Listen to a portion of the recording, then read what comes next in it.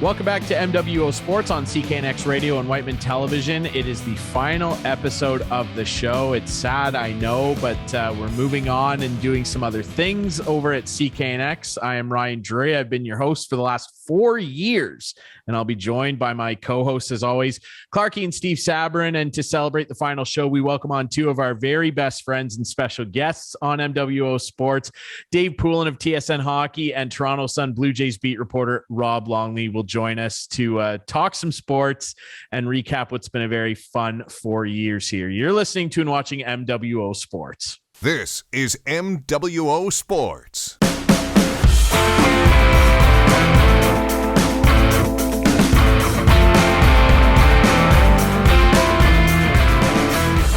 Welcome back to the final ever MWO Sports here on CKNX Radio and Wightman Television. I am Ryan Drury. That is Clarke. That's Steve Sabourin. We're very pleased to be joined by one of the best friends of the show. He's been very great to us over the years. TSN Hockey's Dave Poulin is with us. Poulin, how you doing, my friend? I'm doing great, guys. A little bittersweet to be visiting for the last time in this iteration anyway. We may see you guys in some different form down the road, but it's been fun. We've had some good conversations, and it's been a pretty good ride. Yeah, it certainly has, and we really appreciate all the time you've given us over many years. We've basically been talking to you all 4 years that we've been doing this show, bothering you for different hockey things. And speaking of hockey, hey, training camps are starting to fire up. I know a lot of teams are wrapping up their rookie camps. It's an exciting time. Gary Bettman said today that basically every NHL player is vaccinated, bar maybe 14, 15 guys right now, which is a great position for the league to be in. I'm sure you're very excited for NHL hockey to get back on the airwaves, Poulin. Yeah, very much so. And you wonder if there's 14 or 15 cases, if there's not some medical situation involved in some of those. And, there could be a variety of reasons why or why not. But it's the first of 3 years. I mean, and it's still got an Olympic break, so it's still not totally a clean year, but we haven't had a normal year in 3 seasons. And so I'm intrigued to see, we may have seen a player come up in the last year or year plus and say, okay, he looks really good. What's he going to look like in an 82-game season? What's he going to look like over 180 days? How is that going to factor in, versus a shortened season, good or bad? And is someone that hasn't played well in the last couple of years really going to emerge? So there's a lot of different variables to go into playing a full NHL season. And this is the first time we're going to have seen that in 3 years. Poulin, let's jump right into some controversy right off the top with the COVID situation going on right now. The Columbus Blue Jackets decided they were going to let go former Leaf, former Colorado Avalanche, former Quebec Nordique, Sylvain Lefebvre. Do you think this is the start of things, and how do you feel about this? I don't know that they had a lot of choice in that with an assistant coach who's going to impact a lot of players, a lot of other people. And, I don't know the reasons behind Sylvain Lefebvre not getting vaccinated, but I believe, right now, we can go heavy politics here, or we can just say, I own a business. It's in the best interest of my business for my employees to be vaccinated, and that's the way it has to work. And there's lots of things we did. Let me pose this question to you guys. Over the years, you've had ailments, you've gone to your doctor, and you've said, yeah, I'm not feeling really well. Well, let's take a little shot of this. Take these. Take these for 10 days, twice a day. Do you really know what you've been taking? Do you really know what you've put into your body? Come on. I've got a bad shoulder. Well, we're going to put a little medicine in it. Okay. Yeah, I know. Hey, so for especially a longtime former player, for whatever reasons he has for not wanting to get vaccinated, and I have no idea what they are, political, religious, whatever they may be. But if you own the business and you're running the business, and this idea of the person that's getting the vaccine having all the rights and the person that wants you to get the vaccine having no rights, I don't understand that part either.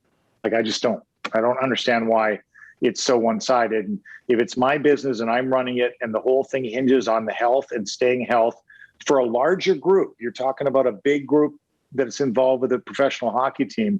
And if one person chooses otherwise, it's his prerogative to do that. and it's my prerogative not to hire him.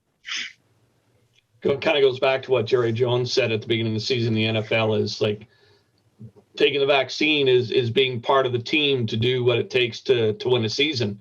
And if you're not on board, then get out of the way. Poulin, Well, we ask you, Steve, we ask you to get on the bus at 5:00 too. And we ask you to, be on time for the charter flights. And we ask you to do a whole bunch of things that maybe you don't want to do or you're not comfortable doing, but you do them because you're a part of the team, exactly as you say. Want to look at some of the training camps, Poulin. You had an experience over the last couple of weeks. Can you share with us what happened? Yeah, so I was, I was down in Philadelphia for a fantasy camp, guys, and they do this. This is the 7th year, and they had 80 skaters, and so this is the group that would have watched me growing up, all various ages of guys. And there was one fascinating piece of it. It was really well run. Brad Marsh is running it, and it raised a ton of money for Flyers charities, Flyers alumni charities. There were a couple of interesting aspects. One, he started a Flyers Warriors team, which is vets and, with various, situations going on physically. And there's now a Warriors champion in the States, and the championship, almost all the teams have them now. And Philadelphia has been the model team. And so amidst the 80 skaters, there were maybe 12 or 14 veterans involved, which was pretty cool. They were mixed amongst the teams. But on Saturday night, we watched the documentary, The Broad Street Bullies. I'd never seen the documentary. Okay, so this is the team that I grew up watching, and so from the coaches of the 4 respective teams, I coached with Brad Marsh and Joe Watson. Billy Barber coached with Mark Howe. Keith Jones coached with John LeClaire, and Danny Briere with Ian LaPerriere. So it's a nice breadth of Flyers over the years. But in the room watching the video, watching the documentary, and it was a really well done piece. I'd never seen it before, were Dave Schultz, Bob Kelly, Joe Watson, Billy Barber, and Oris Kinderchuk. So you were watching this crazy, documentary from the 1970s with 5 of the guys who were front and center and featured in the movie.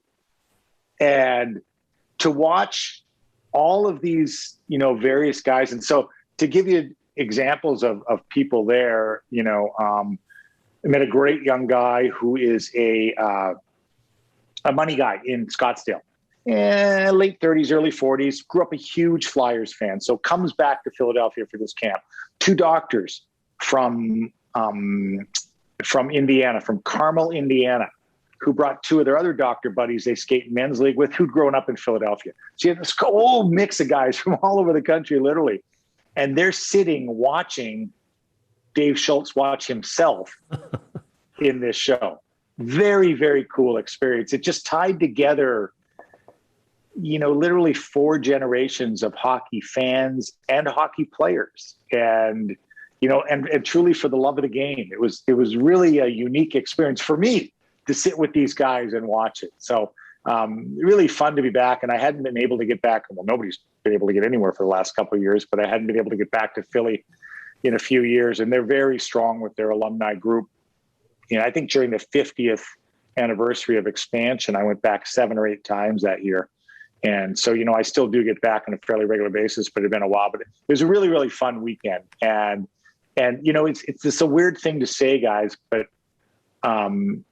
you're Dave Poulin again. You're the Philadelphia Flyer to them. You get on an elevator and they're all excited you're getting on the elevator because they were in, high school when I was, playing for the Flyers.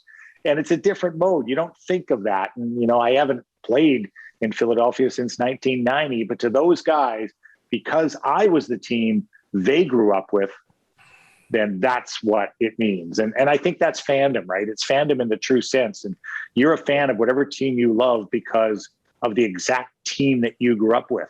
And that's what brought you into it. And now you're a fan of the current version. Well, I can tell you one thing, those guys who were there will never forget the experience. And I can talk firsthand because I was at the very first Toronto Blue Jays fantasy camp in 1989. Oh, cool. And it was cool. Bob McCown and I went, we participated. I was actually underage, but they let me play anyway. And they had me pitching. And I'm like, I'm not a pitcher, but because I was so much younger than everyone else and could throw the ball a little harder than everyone else, they let me pitch. And I'll never forget an at-bat. So it was all week long. We participated with the coaches showing us what to do. And then at the end of the week, it was the campers versus the coaches in a game at Grant Field at the time. And I'll never forget standing on the mound and facing Garth Orge. And I threw him a curveball. Wow. He swung and missed. I threw him another curveball. He swung and missed. The catcher says fastball. I said, no, I'm going to get him with the curveball. He belted it off the wall and said, never throw me 3 pitches in a row. And I'll never forget that. I'm still friends with Garth. So it was kind of neat. But those guys will never forget that. That's for sure. Well, it's really funny. I had a friend that went to a baseball fantasy camp, and he wasn't younger than everybody else, but he was in really good shape. He said, I had to pinch run for every batter. I was the only one that could run to first base. So he says, I run to first base and they bring me back to home to pinch run again for the hitter. I'll tell you, the busiest place was the trainer's room. I thought you were going to say the bar. Well, that too. But we did like the you should have put the court. Trainer's room in the bar. That's what you should have done. I mean, that would have been consolidating wisely. But like John Mayberry, Big John was there, Tom Husky. Like it was great. It was the guys I watched growing up. Anyway, not that this is. And that's it, right? And those would have been the first Blue Jays teams. Very early Blue Jays teams. Oh yeah. Bob Baylor was there, the first ever Blue Jay. Sure. So yeah, first draft pick. Yep.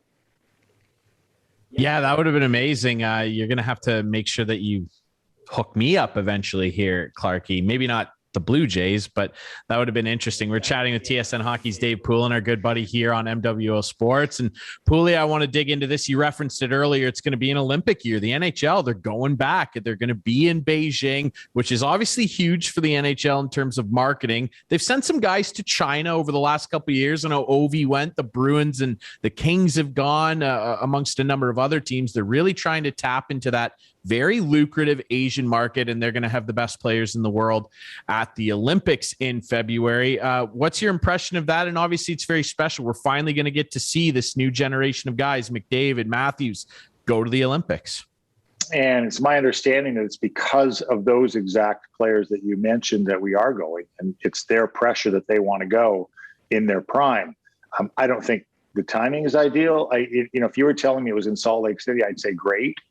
The time zone, the travel, everything else, how it's going to impact the NHL. And I'm selfish. I work in the NHL, and how is it going to impact the league? If I'm an owner, boy, oh boy, it's tough to say after the last couple of years, we're going to stop the season for 2 weeks just when we take over the sporting world in February. The NFL's done, Super Bowl's done, baseball hasn't started, basketball's not wheeling it up yet. It's ours, no college football.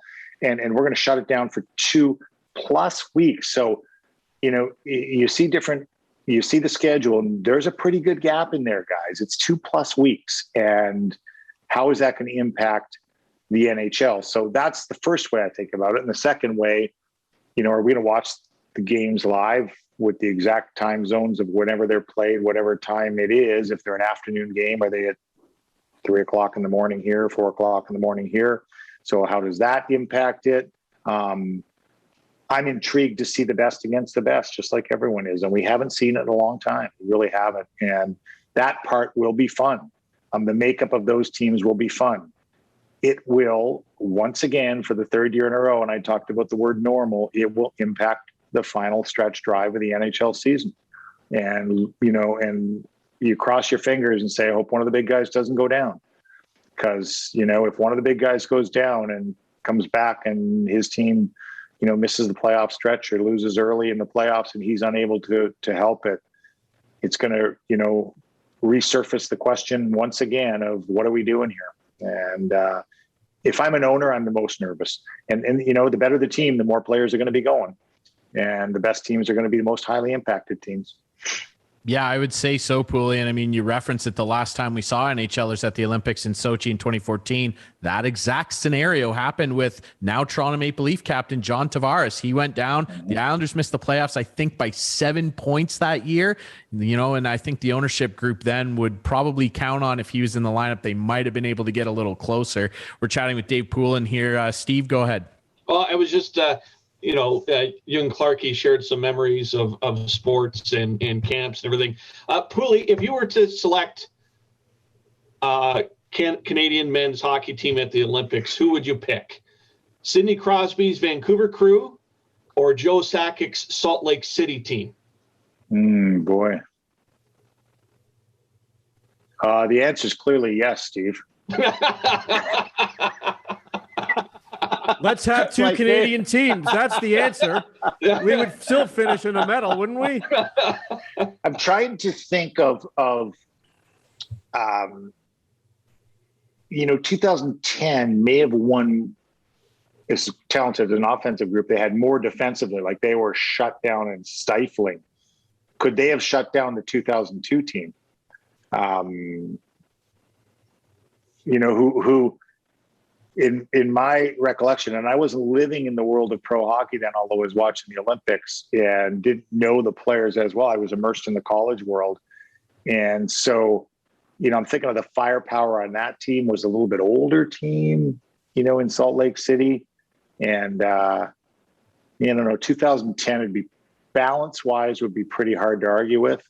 And when you throw generations like that against each other, boy, those are great barroom questions that we haven't been able to sit together in a bar for a couple of years to throw those at each other and ask, and so maybe that's for the future, Steve, we get together and have a cold one and you repose that question and include, the 2022 version.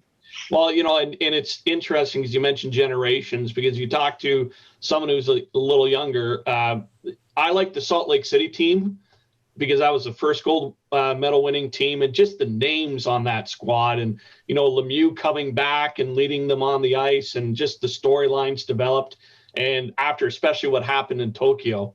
But when you talk to someone who's a little younger than I, it's the Sidney Crosby team, the biggest medal biggest goal in Canadian international play, that won the gold medal for them back in Vancouver. Anyways, was the U.S. that much better in 2010, and they're going to be that much better in 2022?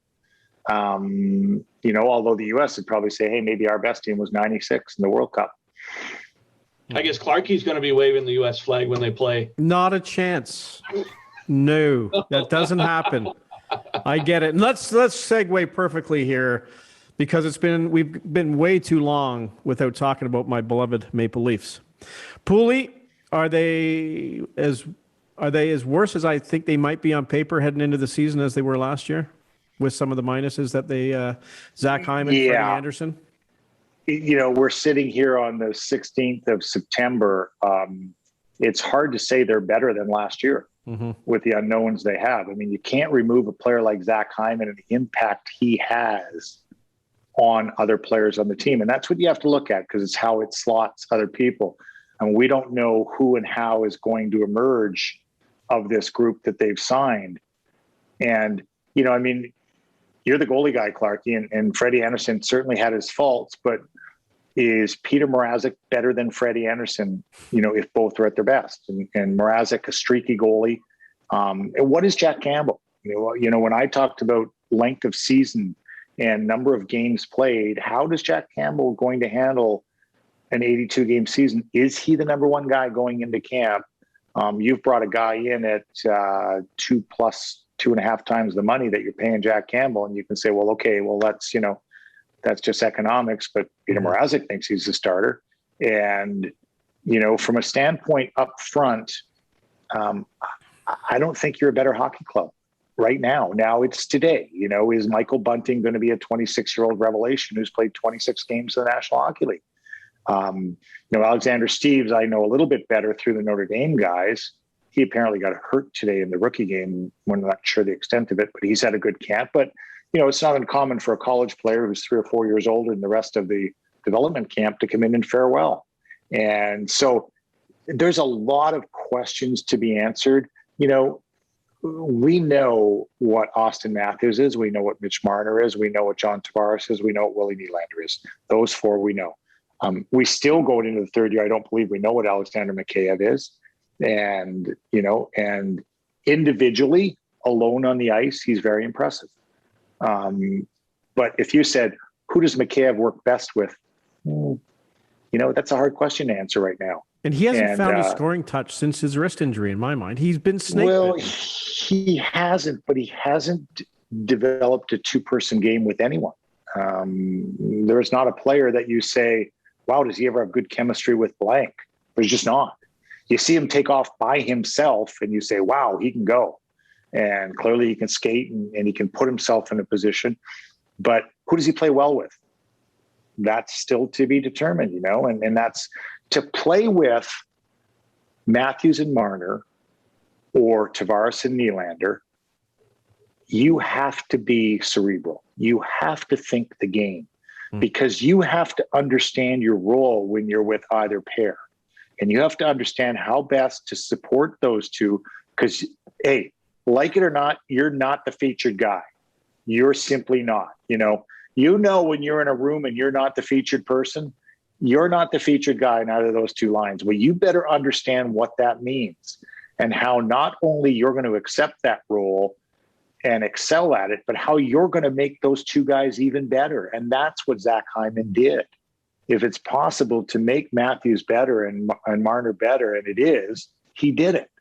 Well, you're going to ask a player who's played 26 games in the NHL to be able to do that, to have the experience and the ability and the thought process to do that. And we don't know. These are a lot of unknowns and a lot of questions. Defense is pretty much the same as it's been, although I think Zach Bogosian's going to be a big loss, guys. I mean, he was, a veteran who fared really well and supported that third pairing, whatever it was, very well.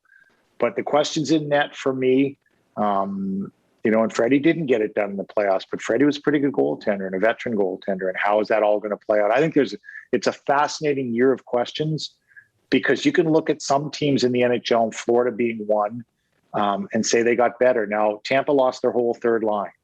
And, you'd say, well, how can they recover from that? Well, they seem to be able to, whether it's a Ross Colton that comes in and does a bigger job or whom they seem to be able to replenish. They're also replenishing the third line. They've still got some pretty good players down there, and their money is still spread positionally. And, it's still Vasilevsky money, McDonough and Hedman money, the big three up front, Point, Stamkos, and Kucherov money. And that's where it's spread. But that's a pretty good balance if you're talking six guys on how the dough is spread out amongst those six guys. And most impressively, three forwards, two goalies, or two defensemen and a goalie. And so I think there's just a lot of questions to be answered right now. And they know that. I mean, they know that in the organization. They have to know that. How can they not know that? So if on paper they're not better, to be better, well, it's they're got not to come on September 16th. No, I know, but I'm just saying to get better, it's got to come from the guys who were there last year, and who out of the big four can get better. I mean, Matthews had a terrific season. Marner had a terrific season, but Marner was the first line NHL winger. I know. He had a great season. It's unbelievable. Right? Tavares, not as good as the season before. Nylander had a good season. So where do you go from the top four? Well, I think there's a lot of if I am the sports psychiatrist with this group, there's a lot of stepping forward and saying, we got to look ahead, and we simply can't, we will have learned from what we've done in the past or what we haven't done in the past, but we have to forge ahead with this group, and we have to be positive and forge ahead. It's all we can do, because if every reference point we get is, well, what happened last year or 2 years ago or 3 years ago or 4 years ago, and that's where the fans want to dwell, that. Oh, and that's what I was going to say. How does a sports psychologist and how does a player, as soon as those playoffs hit, get that out of their mind? How do you do that? That's what you have to do. I mean, that's what you have to do. You're right. As a professional, in your mind, I mean, you have to be able to move forward. And, and you watch guys do it in sports, and you think about, golf being the ultimate sport where you better forget your last shot. You better forget everything you've done. You better. And, and these guys get so much professional support right now from the groups of people. It's not one person anymore. It's not, the day of having somebody to talk to. It's very sophisticated in the tools that are available to be able to forget. I mean, as silly as it is, you've got to be able to forget, and you've got to move forward, and you got to bring some other guys with you, because right now it's a pretty small group of guys.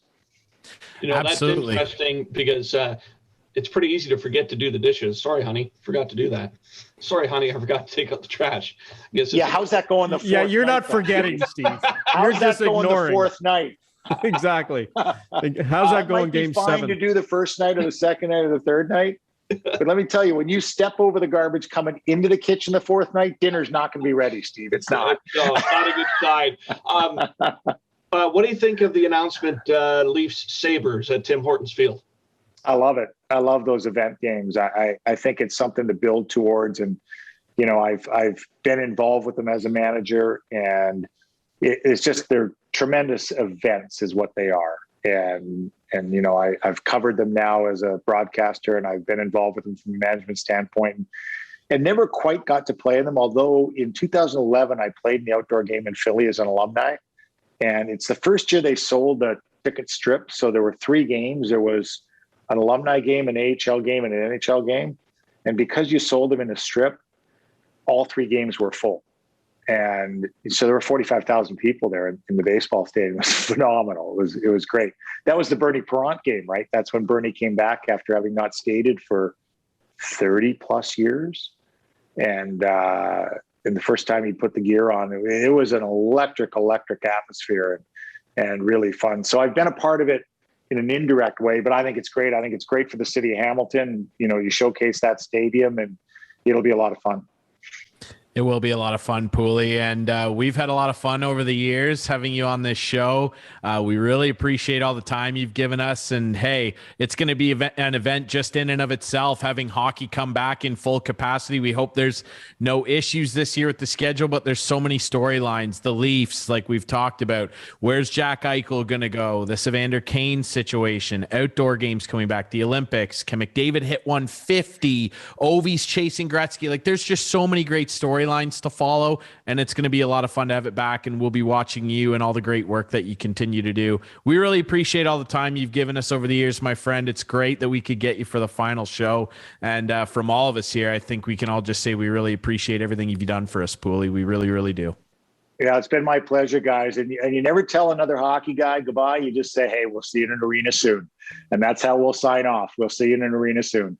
Absolutely, my friend. I can't wait. All right, we'll take a quick break here on MWO Sports. When we come back, we will chat with Toronto Sun Blue Jays beat reporter and another great friend of this program, Rob Longley, next on the Blue Jays here on MWO Sports. This is MWO Sports.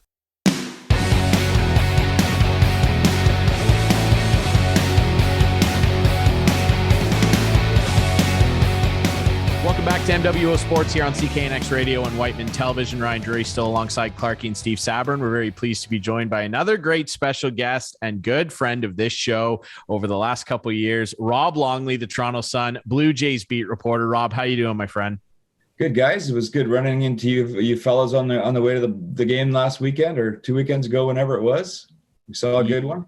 Yeah. Oh, yeah. It was a great game. I couldn't wait to get out of there. My Oakland A's just put together a fantastic performance against the Blue Jays for the whole series too. It was fantastic. No, it was a great game. It was cool to just be at a sporting event, and serendipitous. We run into you on the train. It worked out pretty well, eh?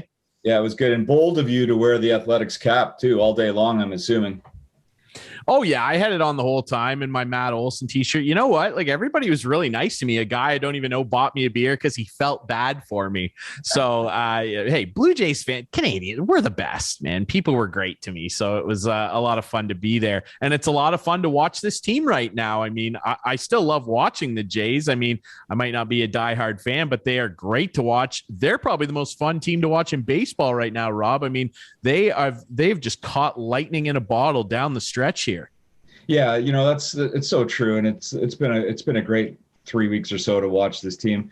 It's funny you mentioned it because I had a conversation with Paul Beeston the other day, who of course was a longtime team president and really was a day oneer. He was a London boy who was there since 1976, and I talked to him specifically about how this team compared to some of the others. I didn't want him to rank this version of the Blue Jays ahead of others, but so it wasn't necessarily comparing the level of competence or to rank them at all. But his reaction was he can't think of a time or a team that has been more fun to watch, just because of the explosive offense and the way they're winning games and the way they climbed themselves back into the playoff race so dramatically and so quickly. Really, over a space of 2 weeks, they made up 9.5 games. You don't see that happen all that often. And, he was so enthused about it. He even dropped a Fergie Oliver on me. He said, I go home at night and I yell, how about those Blue Jays? Just like I'm Fergie Oliver. And my wife thinks I'm nuts.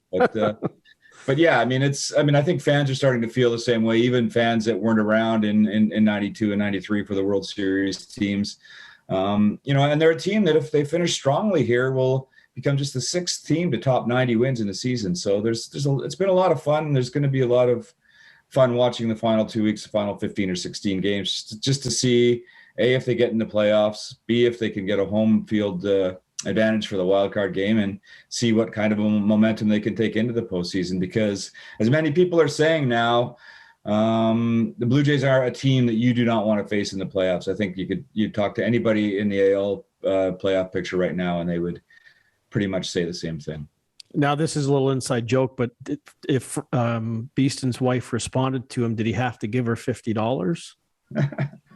So back in the day, guys, Fergie Oliver would go around with $50, and that's how he got his interviews. He would give the players these I guess maybe they weren't all millionaires back then, but he would have to give them $50 to talk to them. So yeah, anyway, he always got somebody to interview, didn't he, Clarke? He always did. And then you know what? When we did Jay's Talk, we did the same thing. We had to pay the millionaires to come on the radio. Anyway, how have they done this, Rob? And I'm the first one to admit I haven't been a huge fan of Shapiro and Atkins, but boy, they've done some tinkering this year, especially with the pitching, that I think they've just rolled the dice and they came up snake eyes, or whatever you want to call it.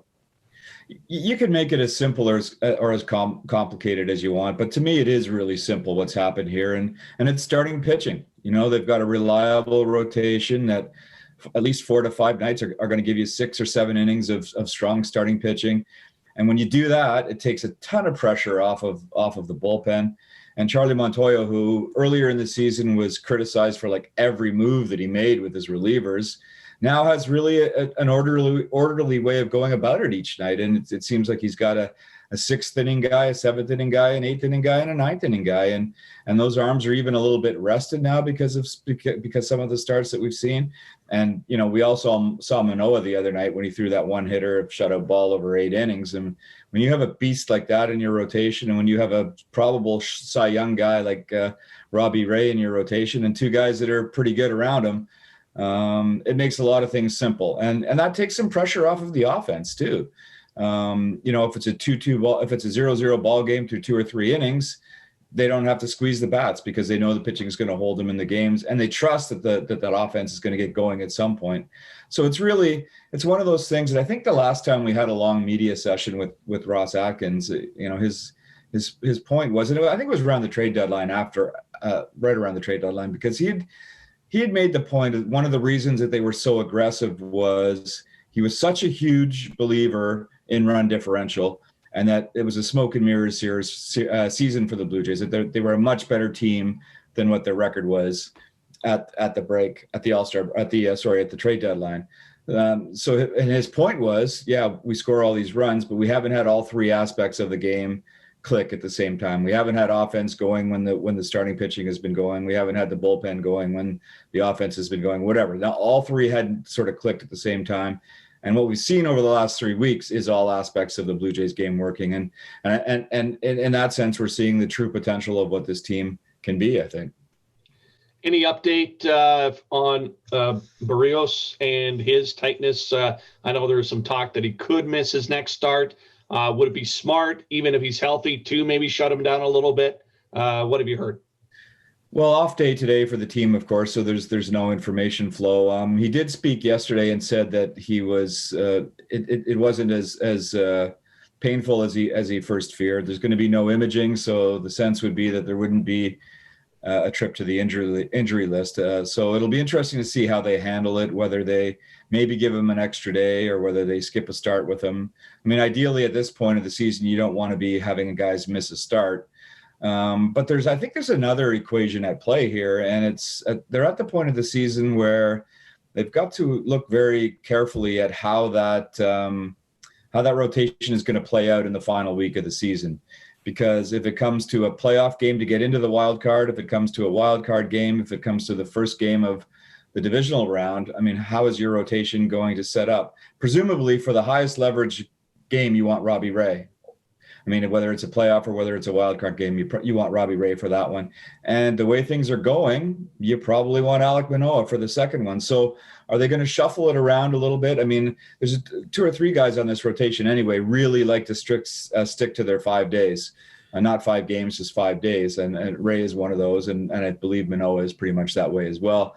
Ryu doesn't mind taking the extra day at times. And of course, he's had a few things that he's had to figure out. But I think probably, I think we have a TBA for who's going to be starting on Sunday. So it'll be interesting to see how pitching coach Pete Walker and manager Charlie Montoyo handle that over the final 2 weeks, because, yeah, they really have to be looking at that October 3rd or October 4th date to have their best guy in there. But at the same time, if they're going to need Robbie Ray to pitch game 161 or game 162 to secure a playoff spot, they have to factor that in as well. So I think we're going to have some fun with that rotation over the next 2 weeks. I think the ultimate for the Jays in a perfect world is they come out of that last series against the Yankees having clinched a spot, and the Orioles mean nothing.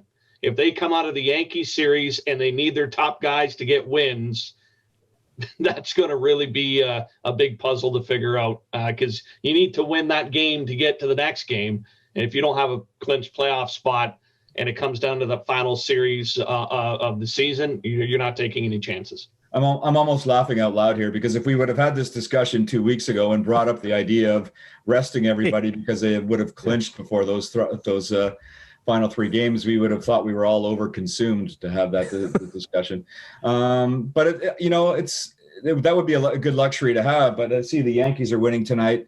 Yankees, it'll be 4 in a row and 5 of 6 should they beat Baltimore. So, I mean, easily the most inconsistent team of the 3 that are fighting for those 2 spots in the AL wildcard. However, they can go on positive streaks as well. And if they're heating up right now, I mean, I think we're really looking at that 3-game series at the Rogers Center versus the Jays as perhaps season deciding for both teams. So many little balls at play right now because there's 3 teams in the mix. I think we can almost dismiss Oakland and Seattle at this point, but how it's going to shake down with those other 3 teams. And each of them have soft portions of the schedule. The Yankees are done with Baltimore tonight, but they still have the Nationals. The Jays the Jays and the Red Sox each have dates with Baltimore. So there's some soft spots on the schedule for all 3 of these teams, and it's really what it's really going to do. It's going to take scoreboard watching to next level when there's 3 teams involved in it, and the irony of them all being in the same division. It's kind of like a perfect storm for baseball fans, as long as you're not too invested in it. As a Blue Jay. It is pretty amazing. Like when you consider it's the Jays, the Yankees, and the Red Sox fighting right now. And like, as you mentioned, their schedule, like you got to win. The bottom line is you got to keep winning. Boston has 3 with Washington to end off, and Washington's terrible. The Yankees are in Tampa, who may be resting players at the end of the season. And then the Jays against Baltimore. And the thing I find interesting about that Jays Baltimore series, if they do need wins, Robbie Ray was lit up against Baltimore, got in that little stupid fight with the Orioles dugout and the manager, and on delay as they were yelling every time a slider would come in. So it would be interesting to see if they would try not to use him against Baltimore and keep him for that wild card game if there is one. So yeah, I think in a perfect world that's what they would look for. I think if they needed a win and they needed him to do it, they would find a way to maybe make sure he wasn't tipping pitches or whatever. It's probably a lot easier for the Orioles to do that in their home stadium with no fans in there, where there's, you can hear every sound basically. But I thought Ray handled that pretty well. He kind of got back on his game. The Jays weren't very happy about it. They, they thought it was very unprofessional of Brandon Hyde and just.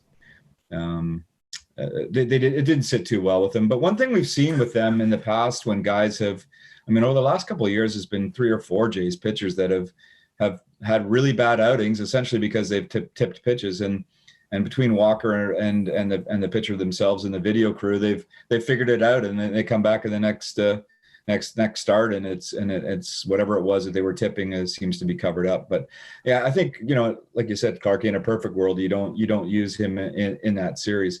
Another thing, though, this one that just struck me is that with the Twins coming to town, they have 6 against the Twins, 3 here this week and 3 in Minnesota next week.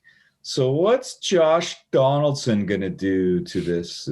How's he going to factor into this equation? He's still playing? No love lost between the Jays front office and Josh Donaldson and vice versa. And he's the kind of guy who can, win a game on his own. So you heard it here first. Watch Josh Donaldson to be a factor. Maybe they can just bring Merriweather in to pitch against him. Yeah. That'd be fun to watch. Great. Yeah. The trade decided. Exactly. In front of our eyes. Yeah, that would certainly be interesting. We're chatting with our good friend Rob Longley, the Toronto Sun beat reporter for the Blue Jays. Rob, I want to ask you about this in your opinion. I, like many people across the country, have been working from home for the majority of this situation we find ourselves in, if you will. And so I pretty much have MLB Network on all day playing on a loop. And the other day they were talking about the Blue Jays, and I heard someone say something interesting. I believe it was Dan Plesac who said it, who obviously has a history with pitching, and his son's pretty okay at it. He mentioned the other day that he thought that Alek Manoah, who in my opinion really might be the story of the Jays season. We knew that Marcus Semien was going to be good. We knew all the potential in these bats that was there, but Alek Manoah to me might be, the most positive story, because you look at the other pitchers in that rotation, all acquired from outside. This guy's a guy that was developed in-house, and he shows up and blows everyone's expectations out of the water.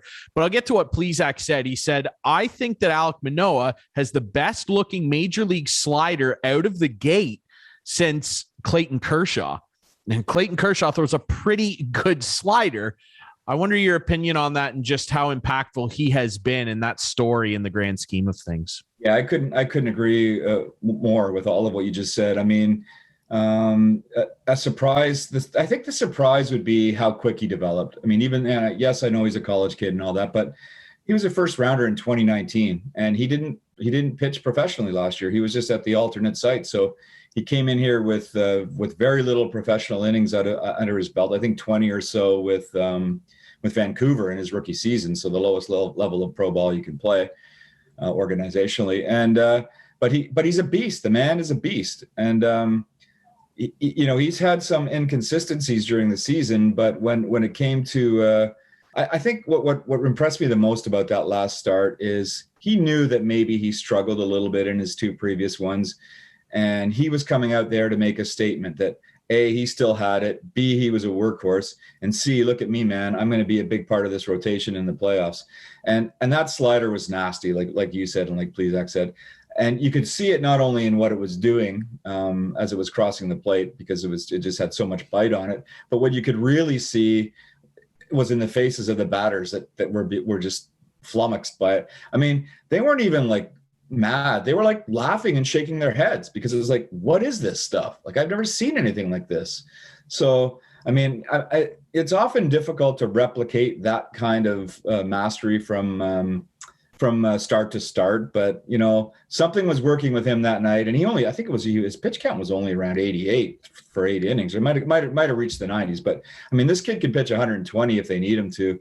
And as I said earlier, a 1-2 punch of Robbie Ray and Alek Manoah, and that might be able to take this team a long way, because you can, especially if you have it aligned properly in the first 3 out of 5 series, and then you could possibly get 2 starts out of them in a best of 7 series with the 2 travel days involved. So yeah, the story of Alek Manoah is a great one. They thought that maybe they would see him by late summer, but to see him start so early with the team, and especially finish so strong, because as a college pitcher, he's never pitched this late into a season, and to be the kind of pitcher he is right now. If he would have started earlier, if he would have made the team out of camp, I think we'd be talking about him as an American League Rookie of the Year candidate right now.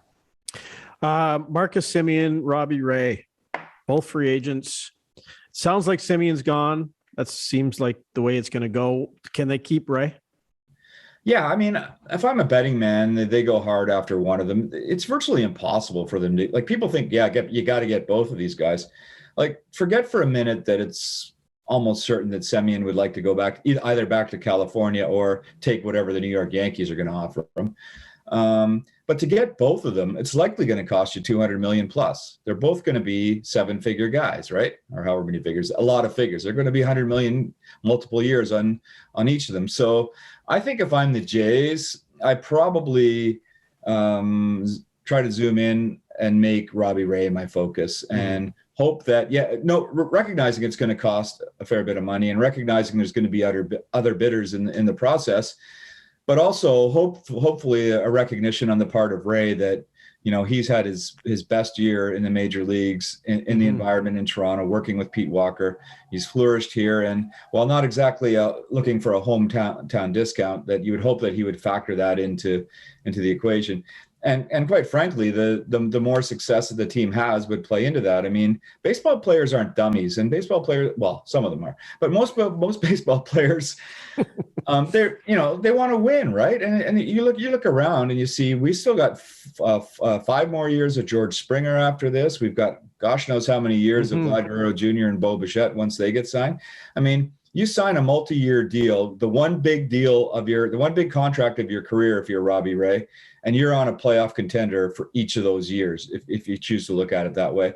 And I have to believe there's some value in that. And he seems to be a guy that's really enjoying his teammates, and from what he's been able to experience of Toronto anyway, he's enjoying that as well. So I think that he will be the focus, especially of the Jays front office in terms of trying to re-sign him.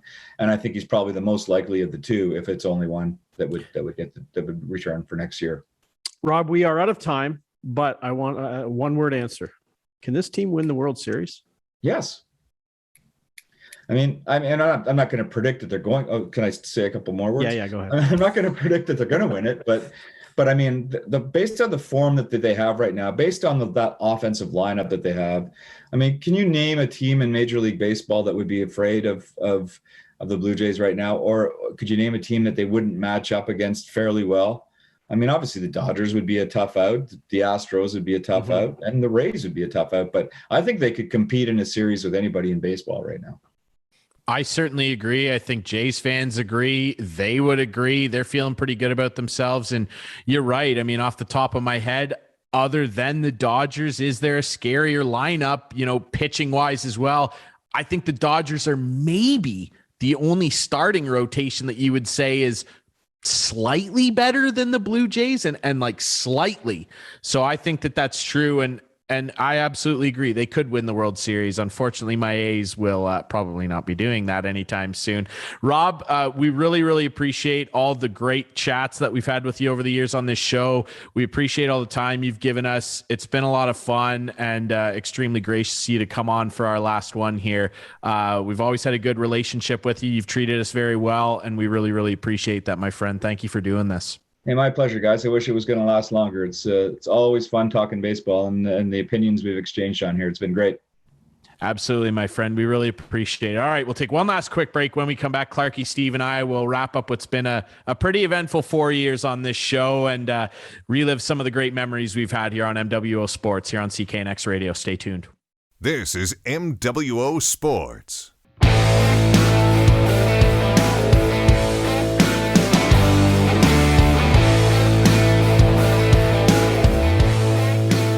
Welcome back. Wrapping up the final ever MWO Sports here on CKNX Radio, Wightman Television. Ryan Drury with Clarke and Steve Sabourin. Thanks to our guests on the final show, our good buddies, Dave Poulin and, of course, Rob Longley. Guys, wow, it's been quite a journey. We've been doing the show for 4 years in, different iterations and locations, but it's been an awful lot of fun. We've talked to a lot of great people and made some great friends on here, and it's been an awful lot of fun, eh, Clarke?